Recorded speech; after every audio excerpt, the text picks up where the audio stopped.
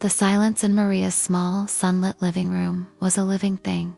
It hummed with the absence of cartoon theme songs, the phantom echoes of toddler giggles, the lack of tiny, sticky fingerprints on the glass of the coffee table.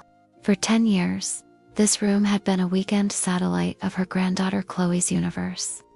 Now, on this first free Saturday in a decade, the quiet was both a relief and a rebuke. She watered the philodendron on the windowsill, its leaves glossy and robust. It, unlike her, had thrived on a consistent schedule. For 10 years, Maria's life had not been her own. It had been a calendar blocked in pink highlighter Chloe, Chloe, Chloe. Fridays spent stocking up on goldfish crackers and apple juice. Saturdays and Sundays given over 2 blocks, picture books, and walks to the park. She had done it willingly, joyfully at first. She was nonna. It was her purpose. But the willing joy had slowly been annealed into quiet obligation, a steel thread of duty woven through the fabric of her weeks. She had canceled the senior bus trip to the Coastbird Sanctuary because a weekend in March 5 years ago was when David and Kyla decided to try a couples retreat. She had rescheduled her own cardiologist appointment 3 times, finally seeing the doctor on a rainy Tuesday evening after a full day of watching Chloe. Her own heartbeat, a tired, background rhythm to the child's energetic thrum. Her friends had stopped calling. "You're always busy with the baby," they'd say, their voices tinged with a resignation that eventually turned into silence. Maria looked at her hands, the skin thin as parchment over veins that mapped a lifetime of work. She had held Chloe with these hands, fed her, wiped her tears, built countless block towers, only to delight in their demolition. She had given her son and his wife the gift of time to sleep in, to see a movie, to remember they were a couple and not just parents. She had believed it was a partnership, a familial ecosystem. She saw now it had been a subsidy. Her love, her time, her freedom, all were lines of credit she had extended without ever seeing the terms. It was 2 Sundays ago that the foundation of that unspoken agreement had cracked. Chloe, then a vibrant, chatty 9-year-old, with her mother's sharp eyes and her father's shy smile, had been picked up at 6 p.m., as usual. Kyla had been in a hurry, her designer handbag slung over her shoulder, her phone chirping, "Thanks, Maria, you're a lifesaver." She'd tossed over her shoulder, already ushering Chloe towards their shiny SUV.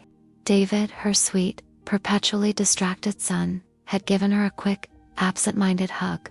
"Love you, Ma. See you next weekend." That night, weary but unable to sleep, Maria had opened her Facebook on the old tablet her grandson had set up for her. She rarely scrolled. It was mostly a way to see photos of her cousin's garden in Italy. But there, at the top of her feed, was a cascade of images from Kyla. A church with beautiful stained glass. A lavish party in a stylish, minimalist hall she didn't recognize. A tiny baby, swaddled in heirloom lace, being held aloft by a beaming priest.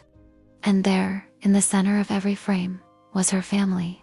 David, looking prouder than she'd seen him in years, his arm tight around Kyla's waist. Kyla, radiant in a cream-colored designer dress, holding the baby, and Chloe, in a beautiful, matching floral dress, carefully touching her new cousin's hand. The captions glowed, "Welcome to the family, sweet Leo. #christening, #blessed, #family complete." Double quotes. Maria's breath had left her body. She scrolled, her finger trembling. Dozens of photos. Grandparents, Kyla's parents front and center, holding the baby. Kyla's sister and brother, their spouses. A crowd of stylish friends. A 3-tiered cake. Champagne flutes raised in toast. The party looked like something from a magazine. Leo. Her second grandchild. He must be. She counted back through the vague comments Kyla had made months ago about feeling bloated. David's muttered mentions of big changes at work. He was at least 2 months old. They had hidden an entire pregnancy, a birth, and now a christening. The physical pain was a surprise, a hot, sharp twist beneath her ribs. It was followed by a cold wave that left her numb. She stared at the screen until the images blurred. She was not there. She had not been told. She had not been invited. The question, when she finally voiced it the next day, was ripped from a place so deep and wounded, her voice sounded foreign to her own ears. She had called David, bypassing Kyla entirely. David, I saw the pictures. On Facebook. You had a christening for Leo. A long pause. She could hear background noise, office sounds. Yeah, it was last Saturday. It was really nice. I wasn't invited. Another pause, thicker this time. Well, it was kind of a small thing. Just immediate family and close friends. I'm not immediate family. The words were quiet, deadly. Ma, don't be like that. You know what I mean? Kyla's parents flew in, and her sister planned it, and it was just easier to keep it tight. You didn't tell me Kyla was pregnant. You didn't tell me Leo was born. You dropped Chloe off here the day of his christening, and you didn't say a word. She heard him sigh, the exasperated sigh he'd perfected as a teenager. We've been busy, Ma. It's been chaotic. We didn't think, it just didn't come up. But it was later, when her hurt and anger had curdled into a need for a clearer, crueler truth, that she called Kyla. She bypassed pleasantries. Kyla, I need to understand. Why wasn't I told about my grandson's christening? Kyla's voice was all cool, polished efficiency. No hesitation. Oh, Maria, we didn't think you'd care. You're not really religious, are you? And it was such a formal, fussy event. We know you prefer quiet weekends. We were actually doing you a favor, sparing you the hassle. We didn't think you'd care. The sentence hung in the air of Maria's quiet house, then seeped into the walls, the furniture, the very dust motes dancing in the afternoon sun. It was not a mistake, an oversight born of chaos. It was a calculation. And in that calculation, Maria's feelings, her place, her heart, had been assigned a value of 0. She had said nothing. She had simply hung up the phone. For 2 weeks, she had been a ghost in her own life. David had called twice, his messages tinged with a confused guilt. Ma, pickup.kyla, said you sounded upset. It was just a party. We'll bring Leo by soon, okay? She did not respond. The pink highlighted weekends on her calendar remained blank. The goldfish crackers sat stale in the cupboard.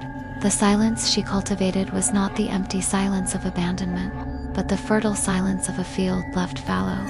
In it, she began to hear her own thoughts again. She dug out her watercolor set, untouched since before her husband, Antonio, had passed. She painted the view from her kitchen window, the light all wrong, but the act felt holy. She called her old friend Eleanor, and over lukewarm tea, she did not mention her family once. She felt a strange, guilty lightness, and then, the silence was broken. The doorbell rang, its familiar chime a jolt to her system. Through the peephole, she saw them. David, looking uneasy, shifting his weight. Kyla, holding baby Leo in a car seat carrier, her expression a practiced blend of apology and purpose. Chloe stood between them, looking at her shoes. Maria took a deep, steadying breath. The air in her lungs felt new. She unlocked the door and opened it, but did not step aside to invite them in. She simply waited. Ma, David began, forcing a smile. Hey, we were in the neighborhood. Wanted you to finally meet Leo. He gestured to the baby, who was sleeping, a tiny, anonymous bundle. Kyla stepped forward, the car seat bumping against the doorframe. Maria, hi. Look, we feel really bad about the whole christening misunderstanding. It was a communication mix-up. We're sorry you were hurt. The apology was delivered with the smoothness of a corporate statement. We brought a peace offering. She held up a box from a fancy bakery. Maria looked at the box, then at their faces. She said nothing. The silence stretched, becoming awkward. David cleared his throat. Can we come in? It's kind of heavy, of course, Maria said, her voice calm, pleasant. She stepped back finally, allowing them to file into the living room that had once been their weekend command center. They arranged themselves on the sofa, an island of familial expectation in the sea of her newfound peace. Chloe immediately went to the basket of toys in the corner, a reflex, but her movements were hesitant, unsure. Kyla unstrapped Leo and handed him to Maria. Here, meet your grandson.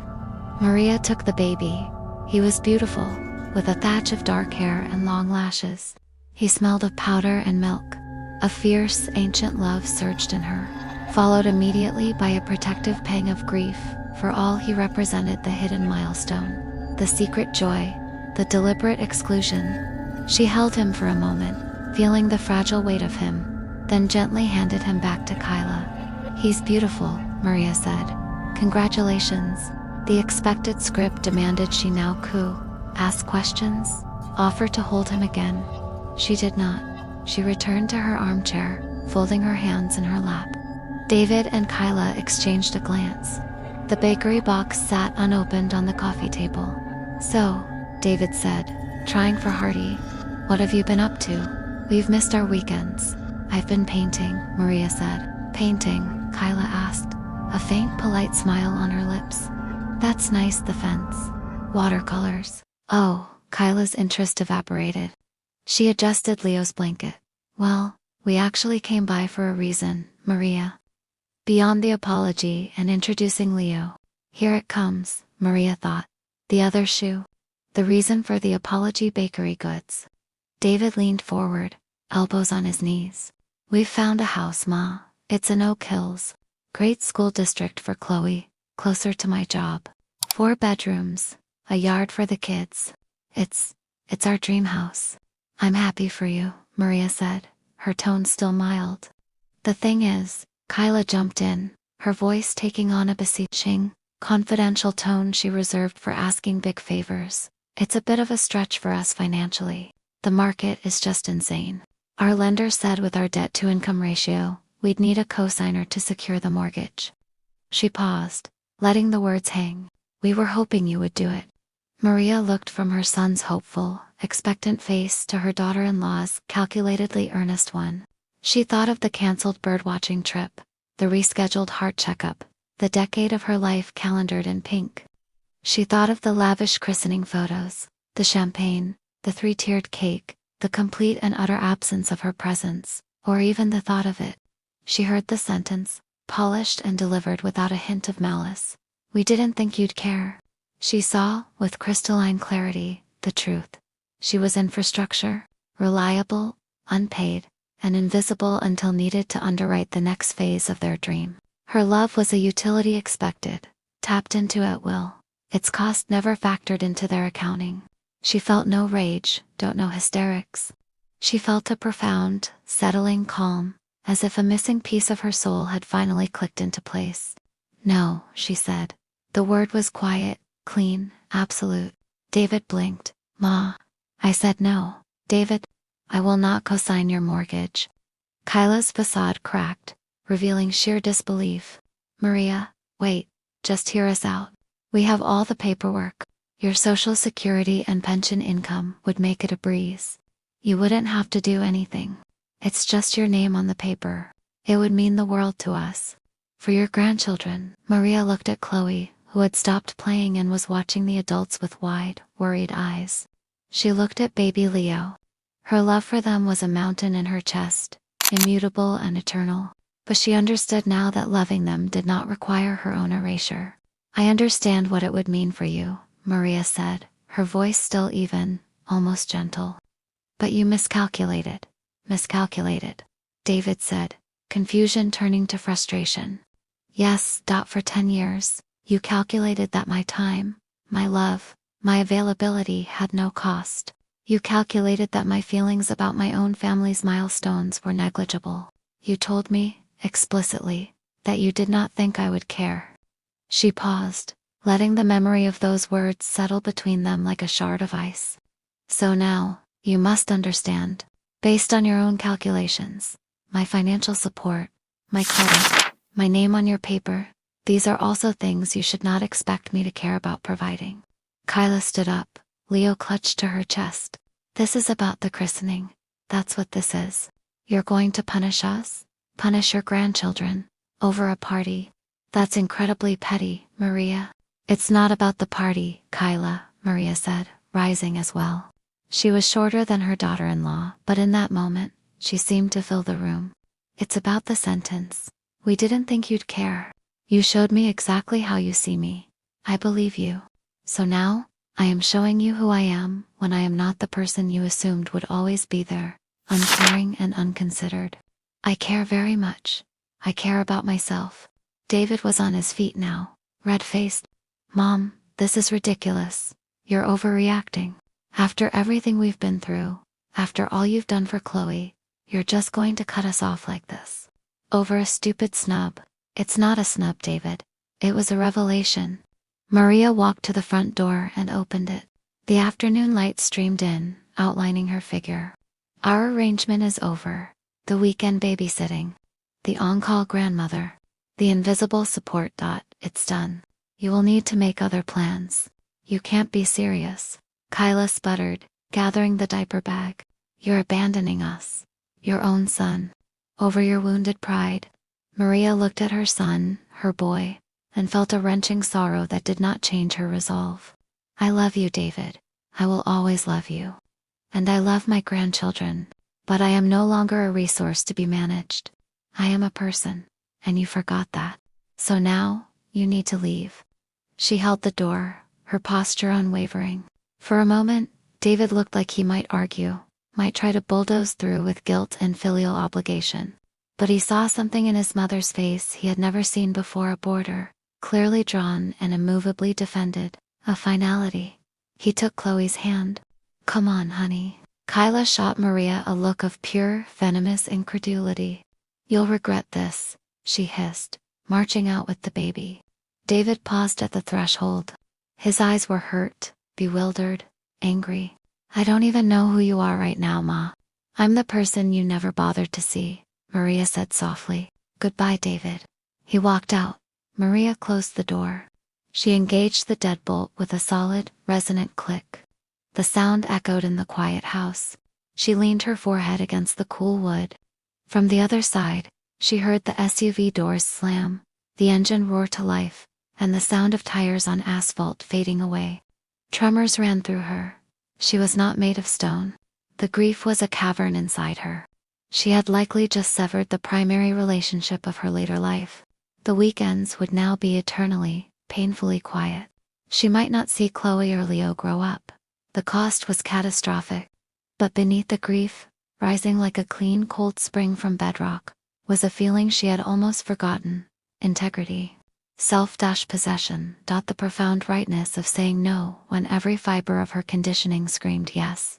She walked back to her living room. She picked up the untouched bakery box, carried it to the kitchen, and placed it in the trash. She then filled the kettle and set it on the stove. While she waited for it to boil, she took out her watercolor pad and her brushes. She looked out the window at the lemon tree in her small backyard. Its fruits small and green, promising a future tart sweetness. She would call Eleanor tomorrow. Maybe they would finally take that bird-watching trip. She would schedule the long-overdue doctor's appointments. She would paint the lemon tree, and she would learn, stroke by stroke, how to capture the way the light held the promise of ripening. The kettle began to sing. Outside, a bird she couldn't name landed on a branch, tilting its head. Maria took a deep breath of the quiet-owned air of her home. It was over. And for the first time in 10 years, something that was truly, wholly hers, was just beginning.